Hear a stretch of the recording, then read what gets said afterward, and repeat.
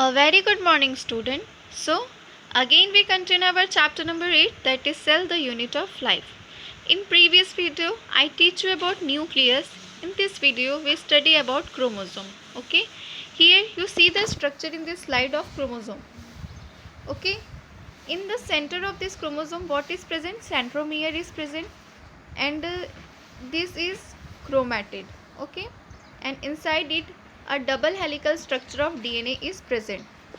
So let's start this topic. First of all आपको सभी को पता है जो क्रोमोसोम होता है किसके अंदर प्रेजेंट होता है? क्रोमोसोम प्रेजेंट होता है न्यूक्लियस के अंदर. ओके, न्यूक्लियस के अंदर क्रोमोसोम होता है और ये जो क्रोमोसोम होता है उसमें क्या प्रेजेंट होता है? डीएनए प्रेजेंट होता है और डीएनए की यूनिट क्या होती है? जीन. ओके, तो आज हम उस क्रोमोसोम के बारे में स्टडी कर लेते हैं. सो क्या लिखा है? Interphase nucleus has a loose and indistinct network of nuclear protein fiber called chromatin. तो देखिए पूरा एक एक चीज़ बता रहा है इसमें कि सेल डिवीजन के दौरान एक फेज़ आता है जिसको क्या कहते हैं? इंटरफेज़. आपका जो नेक्स्ट चैप्टर रहेगा वो आपका सेल डिवीजन के ऊपर रहेगा, तो आपको ये सब चीज़ें और अच्छे से समझ में आएगी. अभी बस आप ये याद रखिए कि सेल डिवीजन दो टाइप के होते हैं, जैसे कि मैंने आपको पहले भी बताया है. वो सेल डिवीजन वो दो टाइप के कौन कौन से होते हैं? एक होता है आपका माइटोसिस, जो कि पूरे जो हमारे ऑटोसोमल क्रोमोसोम है, जो सोमैटिक सेल्स में जो डिवीज़न होता है उसको हम माइटोसिस कहते हैं. और दूसरा होता है मियोसिस. मियोसिस कब होता है? जब हमारा गैमेट का फॉर्मेशन होता है उस दौरान जो सेल डिवीज़न होता है उसको हम कहते हैं मियोसिस सेल डिवीज़न. ओके, तो अभी यहाँ पे जो इंटरफेस की बात कर रहा है वो माइटोसिस सेल डिवीज़न की बात कर रहा है. तो देखिए क्या बता रहा है कि जो इंटरफेज न्यूक्लियस होता है, मतलब इंटरफेज स्टेज के दौरान जो न्यूक्लियस होता है, जब सेल डिवीजन होता है उसमें फेज आता है इंटरफेज, उसमें न्यूक्लियस जो होता है तो उसमें कैसा दिखाई देता है? क्या दिखाई देता है? उसमें लूज और इनडिस्टिंक्ट टाइप का नेटवर्क दिखाई देता है. किसका? न्यूक्लियो प्रोटीन फाइबर्स का. ओके, तो ये जो न्यूक्लियो प्रोटीन फाइबर्स का नेटवर्क दिखाई देता है किस फेज़ में? इंटरफेज में. उसको हम क्या कहते हैं? क्रोमैटिन कहते हैं. तो आपको ये चीज़ याद रखना है, बहुत इंपॉर्टेंट है कि क्रोमैटिन क्या होता है. तो आप पूरा बताएंगे कि जब सेल डिवीजन के दौरान इंटरफेस सेल स्टेज आता है उसमें न्यूक्लियस के अंदर न्यूक्लियो प्रोटीन फाइबर का पूरा एक नेटवर्क दिखाई देता है जो कि लूज और इनडिस्टिंक्ट फॉर्म में होता है, जिसको हम डिस्टिंग्विश नहीं कर पाते हैं. तो उसको हम क्या कहते हैं? क्रोमैटिन कहते हैं. आपको क्रोमोसोम के अंदर बहुत से अलग अलग नाम दिखेंगे, लाइक जैसे अभी क्रोमैटिन दिखा, क्रोमैटिड दिखेगा, सेंट्रोमियर. खैर सेंट्रोमियर तो हमने पहले ही पढ़ लिया है. सेंट्रोमियर मैंने आपको बताया था, दो सेंट्रियोल से मिलकर क्या बनता है? सेंट्रोमियर बनता है. ओके, तो ये सब चीज़ें डिफरेंट डिफरेंट वर्ड्स आपको मिलेंगे, बट आपको इन सब चीज़ों से फैमिलियर होना है. ओके, तो इसलिए याद रखिएगा कि क्रोमैटिन क्या होता है? इंटरफेस न्यूक्लियस में न्यूक्लियो प्रोटीन फाइबर्स का लूज और इनडिस्टिंक्ट नेटवर्क दिखाई देता है, उसको हम क्या कहते हैं? क्रोमैटिन कहते हैं. ओके, देन क्या बता रहा है? But during different stages of cell division cells show structured chromosome in place of the nucleus. तो देखिए बता रहे हैं कि सेल डिवीजन के जो और डिफरेंट डिफरेंट स्टेज आते हैं, जैसे कि इंटरफेज हुआ. इंटरफेज फर्स्ट सेल स्टेज है माइटोसिस का. उसके बाद क्या आता है? Prophase, metaphase, anaphase, telophase. ये 5 स्टेजेस आते हैं. चलिए आपको माइटोसिस का बस थोड़ा सा मैं आपको बता देती हूँ, जस्ट अ मिनट. देखिए माइटोसिस सेल डिवीजन मैंने आपको बताया. माइटोसिस सेल डिवीजन किस में होता है? माइटोसिस सेल डिवीजन होता है आपके सोमैटिक सेल में, जिससे हमारी पूरी बॉडी बनी हुई है. दो टाइप के सेल होते हैं, somatic cell and germ cell. Somatic cell के अंदर जो क्रोमोसोम होता है उसको हम कहते हैं ऑटोसोमल क्रोमोसोम. सेक्स क्रोमोसोम के अंदर जो जर्म सेल के अंदर जो क्रोमोसोम होता है उसको हम क्या कहते हैं? Sex chromosome. ओके, तो माइटोसिस जो सेल डिवीजन है वो किस में होता है? वो होता है आपके सोमैटिक सेल में. मतलब ये ऐसा सेल डिवीजन है जो कंटिन्यूसली होते रहता है हमारी बॉडी में. हमारे बॉडी का जो ग्रोथ हो रहा है, हमारी हाइट बढ़ रही है, हमारे हेल्थ में चेंजेस, ये सब कौन से सेल डिवीजन की वजह से? ये सब माइटोसिस सेल डिवीजन की वजह से. ओके, और मियोसिस सिर्फ आपके गैमेट फॉर्मेशन के दौरान ही होता है. तो ये चीज़ याद रखिएगा. अब ये जो माइटोसिस सेल्स डिवीजन है इसमें क्या होता है? इसमें बहुत से फेजेस होते हैं. टोटल 5 फेजेस होंगे. वो 5 फेजेस कौन कौन से हैं वो मैं आपको बता देती हूँ. तो वो 5 फेजेस हैं आपके. फर्स्ट है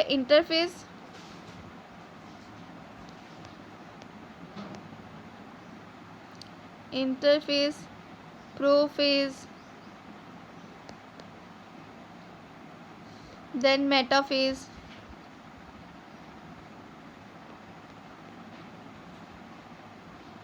एनाफेज एंड टीलोफेज। ओके, तो आप याद रखिएगा कि टोटल 5 स्टेजेस आते हैं कौन से सेल डिवीजन में, माइटोसिस सेल डिवीजन में। तो अभी हम बात करें कौन से सेल डिवीजन के, इंटरफेज। तो इंटरफेज में हमको क्रोमोसोम का कौन सा वाला स्ट्रक्चर दिखा था, क्रोमैटिन दिखा था। ओके, तो आप याद रखिएगा।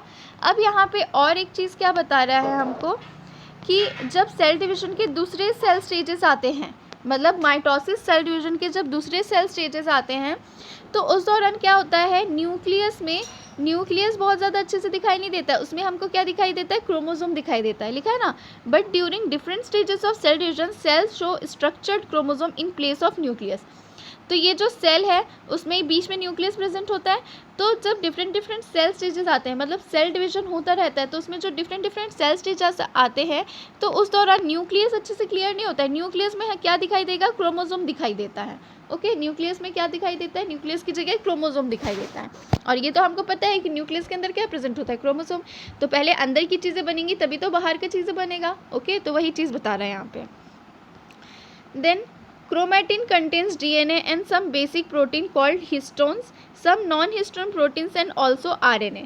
तो देखिए बता रहा है यहाँ पे कि जो क्रोमेटिन, जो कि हमको कौन से सेल स्टेज में दिखा था, इंटरफेज सेल स्टेज में दिखा था, ये क्रोमेटिन में क्या प्रेजेंट होता है, DNA प्रेजेंट होता है, कुछ प्रोटीन्स भी होते हैं like histone protein, non histone protein. Okay, और उसके अलावा आरएनए प्रेजेंट होता है। तो आपको याद रखना है कि क्रोमेटिन के अंदर क्या क्या होता है, डीएनए, आरएनए और 2 टाइप के प्रोटीन्स प्रेजेंट होते हैं, जो कि histone and non histone. Okay, then a single human cell has approximately 2 meter long thread of DNA distributed among its 23 paired chromosome।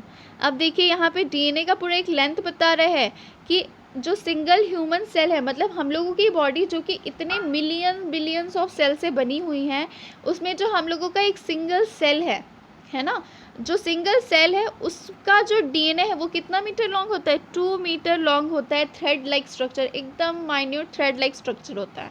Okay, but उसको अगर खोलेंगे तो कितना लंबा हो सकता है, 2 मीटर लॉन्ग हो सकता है।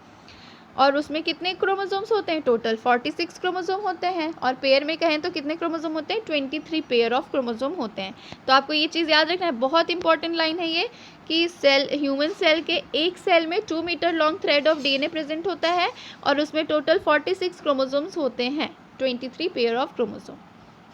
ओके, देन क्या बता रहा है, every chromosome visible only in dividing cells essentially has a primary constriction on the centromere on the sides of which are disc shaped structure called kinetochores are present।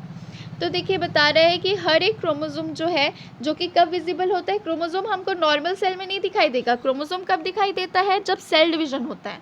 Okay, cell जब divide होते रहता है, cell का number बढ़ते रहता है, उस दौरान क्या होता है, हमको क्रोमोसोम दिखाई देता है। तो जब प्राइमरी कॉन्स्ट्रिक्शन होता है, कॉन्स्ट्रिक्शन यानी थोड़ा सिकुड़ता है, तब हमको क्या दिखाई देता है, सेंट्रोमियर दिखाई देता है। और उसके साइड में डिस्क शेप का काइनेटोशोर दिखाई देता है। ओके, ये प्रेजेंट होता है। देन क्या बता रहा है, centromere holds 2 chromatids of a chromosome. ये जो सेंट्रोमियर होता है उसमें 2 क्रोमेटिड प्रेजेंट होते हैं क्रोमोसोम के। कैसे प्रेजेंट होते हैं, जैसे कि अभी मैंने आपको स्ट्रक्चर दिखाया था ना उस समय, चलिए बना लेते हैं। ओके, समझिए आपका क्या है क्रोमोसोम, थोड़ा जस्ट अ मिनट।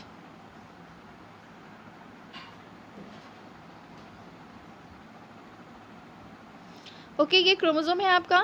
यहाँ बीच में आपका क्या प्रेजेंट है, यहाँ सेंट्रोमियर प्रेजेंट है। तो ये हो गया आपका सेंट्रोमियर। ओके, और ये जो ये एक एक क्या है, क्रोमेटिड है। ये एक एक क्या है, क्रोमेटिड है। तो इसीलिए कहा कि सेंट्रोमियर एक एक क्रोमेटिड को क्या करके रखता है, होल्ड। तो टोटल कितने क्रोमेटिड को होल्ड करके रखता है, 2 क्रोमेटिड को। ओके, लिखा है ना, centromere holds 2 chromatids of a chromosome. Centromere जो है 2 क्रोमेटिड, मतलब ये एक क्या है, क्रोमेटिड है, ये एक क्या है, क्रोमेटिड है। इसको सेंट्रोमियर ने क्या करके रखा है, होल्ड करके रखा है, पकड़ के रखा है। Okay, then based on the position of centromere the chromosomes can be classified into 4 types.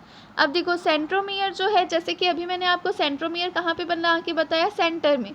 तो सेंट्रोमियर जो होता है वो अलग अलग पोजीशन में भी कभी कभी प्रेजेंट होता है।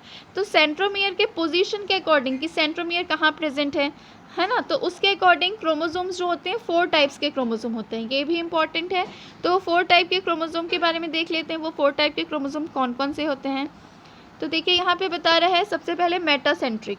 मेटासेंट्रिक क्रोमोसोम वो होते हैं जिसमें सेंट्रोमियर मिडिल में प्रेजेंट होता है, मिडिल में, जैसे कि मैंने अभी आपको स्ट्रक्चर बना के दिखाया था यहाँ पे। तो ये इसमें मेटासेंट्रिक सेंट्रोमियर जो होगा ये इधर बीच में प्रेजेंट होगा, तो इसको हम क्या कहेंगे, मेटासेंट्रिक क्रोमोसोम। ओके, देन दूसरा बता रहा है the sub metacentric chromosome has centromere slightly away from the middle of the chromosome resulting into one shorter arm and one longer arm. तो देखिए बता रहे हैं सब मेटासेंट्रिक में क्या होगा कि जो सेंट्रोमियर है वो मिडिल में ना प्रेजेंट होकर थोड़ा सा ऊपर या नीचे प्रेजेंट होगा, ठीक है, थोड़ा सा मिडिल पोर्शन से अलग जगह। तो ये वाला क्रोमोसोम हमको कैसे दिखाई देगा, ये कुछ इस तरह से दिखाई देगा। ओके, यहाँ पे क्या प्रेजेंट है, सेंट्रोमियर प्रेजेंट है। तो देखिए इसका मिडिल पोर्शन अगर आता तो थोड़ा नीचे आता, बट यहाँ पे देखो ये आर्म हमको कैसे दिख रही है, शॉर्ट दिख रही है और ये लॉन्ग दिख रही है। तो वही कह रहे हैं यहाँ पे कि सब मेटासेंट्रिक में क्या होता है, क्रोमोसोम जो है मतलब सेंट्रोमियर जो है वो कहाँ पे प्रेजेंट है, मिडिल से थोड़ा सा हट के प्रेजेंट है, जिसकी वजह से एक आर्म शॉर्टर दिखता है क्रोमेटिड का और दूसरा बड़ा दिखता है। तो इस तरह से ही हमको दिखाई देगा, है ना, जैसे कि मैंने अभी आपको बना के दिखाया। ये समझिए एक क्रोमेटिड है और ये हो गया आपका दूसरा क्रोमेटिड, है ना, और यहाँ बीच में क्या प्रेजेंट है, ये सेंट्रोमियर प्रेजेंट है, ये क्या है, सेंट्रोमियर है। ओके, अब यहाँ पे आपको दिख रहा है ना साफ साफ कि ये आर्म जो है ये शॉर्ट है, ये कैसी है, शॉर्ट है, और ये वाली आर्म जो है मतलब क्रोमेटिड की ये लॉन्ग है। ओके, तो इस तरीके का जब होता है तो उसको हम क्या कहते हैं, सब मेटासेंट्रिक।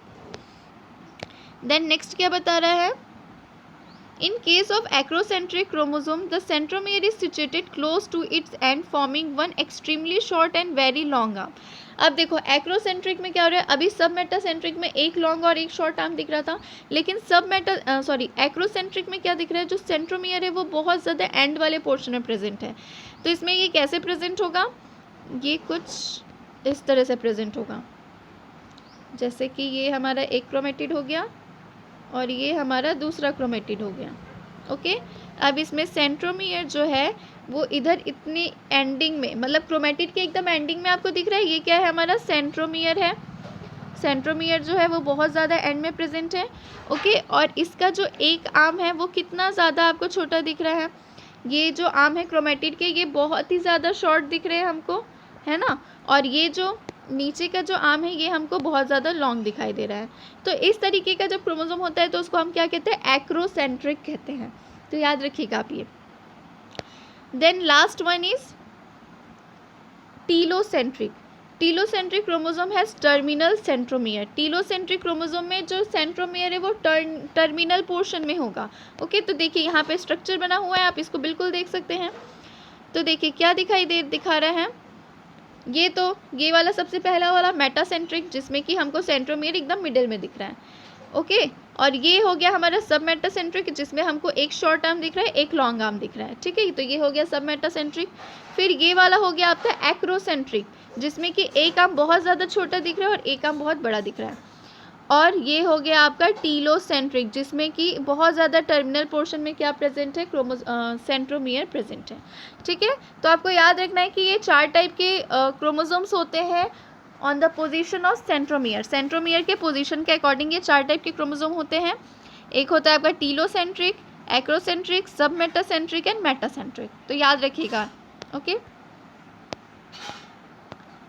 देन क्या बता रहा है, sometimes a few chromosomes have non-staining secondary constriction at constant location. This gives the appearance of a small fragment called the satellite. तो देखिए यहाँ पे भी आपको किसके बारे में बता रहा है, क्रोमोसोम के बारे में ही बता रहा है कि क्रोमोसोम में क्या होता है, कुछ क्रोमोसोम में, बहुत सारे क्रोमोसोम में नहीं, फ्यू क्रोमोसोम्स में क्या होता है, नॉन स्टेनिंग सेकेंडरी कॉन्स्ट्रिक्शन दिखाई देता है एक कांस्टेंट लोकेशन में, जो कि कैसा अपीयरेंस देता है, सैटेलाइट का। तो जैसे कि अभी यहाँ स्ट्रक्चर में आप देख सकते हो, यहाँ पे आपको सैटेलाइट लाइक स्ट्रक्चर दिखेगा। ये देखिए यहाँ पे क्या हो रहा है, सेकेंडरी कॉन्स्ट्रिक्शन दिखाई दे रहा है और इसी को क्या कह रहा है, सैटेलाइट। मतलब ये क्या हो रहा है, थोड़ा सैटेलाइट की तरह दिखाई दे रहा है। तो सारे क्रोमोसोम में ऐसा नहीं होता है, कुछ ही क्रोमोसोम्स होते हैं जिसमें इस तरीके का सेकेंडरी कॉन्स्ट्रिक्शन दिखेगा, जो कि किस तरह से दिखाई देता है, सैटेलाइट की तरह से दिखाई देता है। ओके, तो यहाँ पे वही बता रहा है कि ऐसा फ्रेगमेंट को हम क्या कहते हैं, ऐसे स्मॉल फ्रेगमेंट को हम सैटेलाइट कहते हैं। ओके, अब देखिए यहाँ पे एक एकदम छोटा सा टॉपिक है, that is what, micro bodies. तो माइक्रो बॉडीज़ के बारे में क्या बता रहा है, नाम से समझ रहा है, माइक्रो बॉडीज़ मतलब बहुत ही स्मॉल पार्टिकल्स होंगे। ओके, तो many membrane bound minute vesicles called micro bodies. तो देखो क्या बता रहा है, बहुत ही छोटे स्मॉल वेसिकल्स, इस तरह से छोटे छोटे स्मॉल वेसिकल लाइक स्ट्रक्चर, जिसको हम क्या कहते हैं, माइक्रो बॉडीज़ कहते हैं। इसमें क्या प्रेजेंट होता है, इसमें एंजाइम प्रेजेंट होता है, और ये जो माइक्रो बॉडीज़ होते हैं ये प्लांट और एनिमल सेल दोनों में प्रेजेंट होता है। तो आपको याद रखना है, माइक्रो बॉडीज़ बहुत छोटा सा टॉपिक, कैसा होता है, माइन्यूट वेसिकल लाइक स्ट्रक्चर होता है जिसको हम माइक्रो बॉडीज़ कहते हैं। और ये याद रखोगे आप कि ये मेम्ब्रेन बाउंड होता है। ओके, राइबोसोम कैसा था, मेम्ब्रेन से बाउंडेड नहीं था।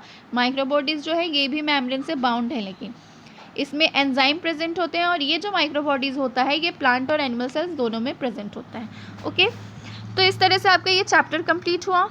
ऐसा कोई भी टॉपिक होगा जो आपको समझ में नहीं आया होगा तो आप प्लीज़ कमेंट बॉक्स में बता दीजिएगा, ताकि मैं उसको और थोड़ा डिफरेंट वे में आपको समझाने की ट्राई करूँ। Okay, so today's class is over, thank you, have a nice day and keep studying.